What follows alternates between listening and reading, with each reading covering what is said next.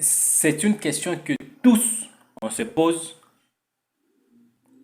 et personne n'a une réponse concrète sur base de ça.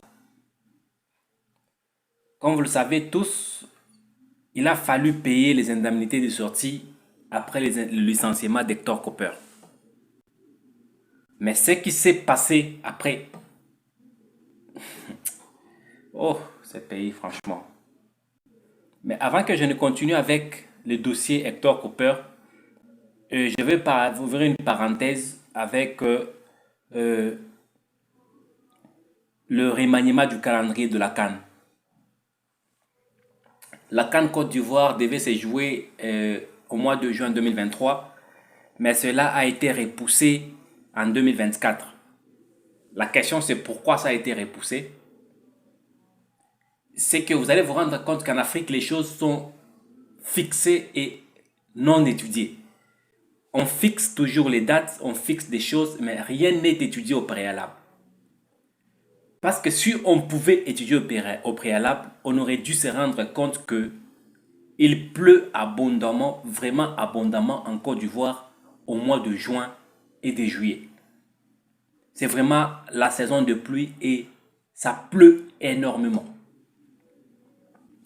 Et c'est après une émission qui s'est passée en Côte d'Ivoire que tout le monde s'est rendu compte, même la CAF s'est rendu compte que c'était une erreur de fixer la CAN Côte d'Ivoire au mois de juin et juillet.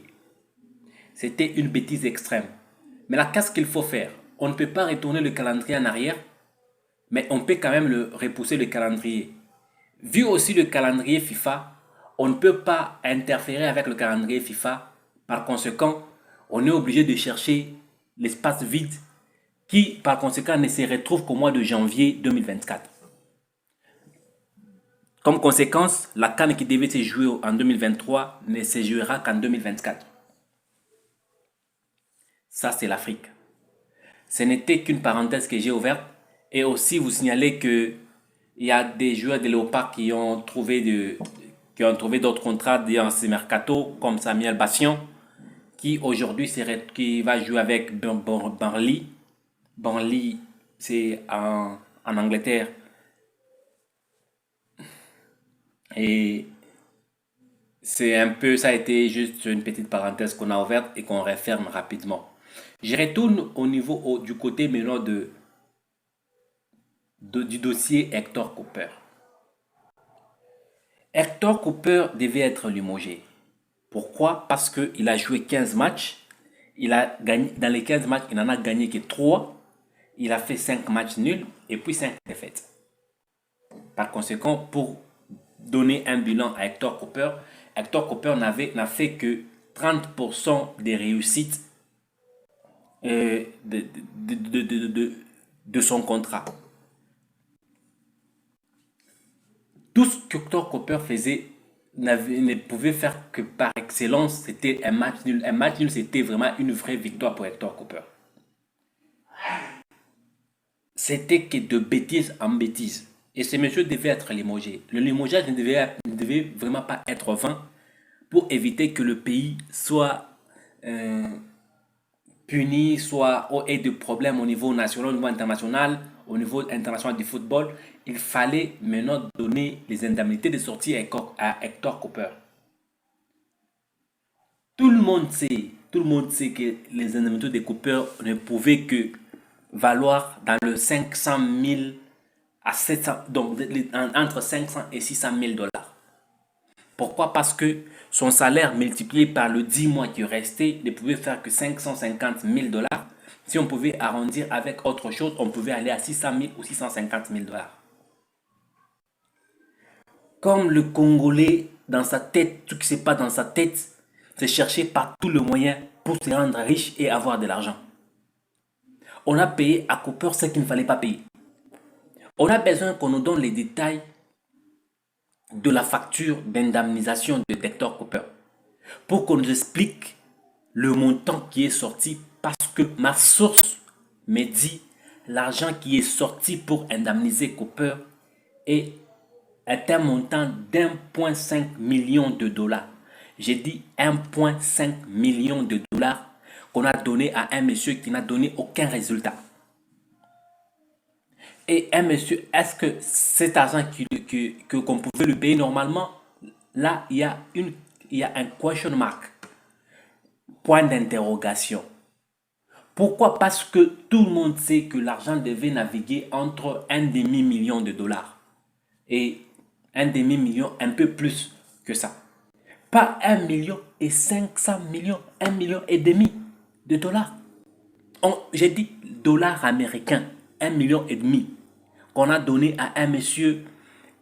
Tout le monde sait que Cooper n'a pas reçu cet argent-là. On doit nous dire Cooper a reçu combien. On doit nous donner la facture détaillée de cet argent-là.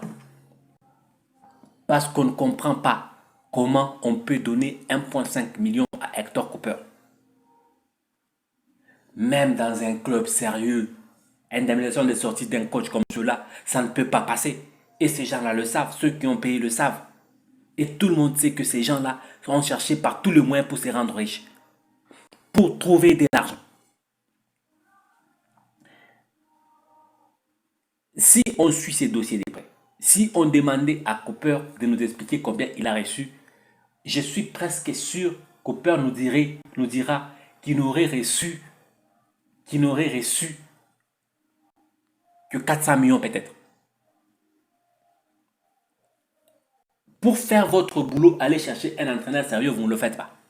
Vous partez chercher un entraîneur moyen et quand vous revenez avec lui, c'est pour nous poser des problèmes. Et quand il veut partir, vous voulez vous rendre encore riche. C'est ça le Congolais. Pour chercher quelqu'un de sérieux, on ne trouve pas de personnes sérieuses. On ne trouve pas de travailleurs sérieux. Maintenant, pour que cette personne parte, sachant qu'il n'est pas qu'il est incompétent, qu'il n'a pas été à mesure, qu'il ne mérite pas cet argent-là, lui, il se contente du peu et il sait aussi enrichir tous ces gens qui l'entourent. Ça s'est passé avec Mazembe. Tout le monde sait que c'est passé avec l'encadreur physique de Mazembe. Et aujourd'hui, tout le monde sait que ce monsieur-là n'a aucun diplôme, n'a aucun certificat qui lui donne le quitus de travailler à Mazembe comme encadreur physique. Tout ça vient d'où? Tout ceci vient d'où? Tout ceci vient du fait que les gens vont négocier avec des gens qui ne sont pas du domaine, les gens qui coûtent moins cher et qui ne connaissent pas ce travail-là normalement. Et en négociant avec des personnes comme cela, il y a des commissions, des rétro-commissions et comme conséquence, les clubs reçoivent des problèmes, et il y a même un dossier à Mazembe qui, entre guillemets, je ne confirme pas, il se peut que ce coach-là, en cadre physique, aurait même proposé 40 000 dollars au coach disons, au gardien de Mazembe pour que celui-ci perde le match contre l'équipe marocaine. Écoutez, expliquez-moi comme ça. Expliquez-moi parce que je ne comprends rien du tout. C'est ça le Congolais. C'est ça le coup. Pour aller chercher quelqu'un de sérieux, vous ne cherchez pas. Vous cherchez des personnes inutiles qui n'ont pas du travail, les chômeurs de l'Europe, vous revenez avec eux ici, vous leur dites non, travaillez et c'est vous qui coachez derrière eux. Et en conséquence, le pays perd toute sa crédibilité et sa valeur.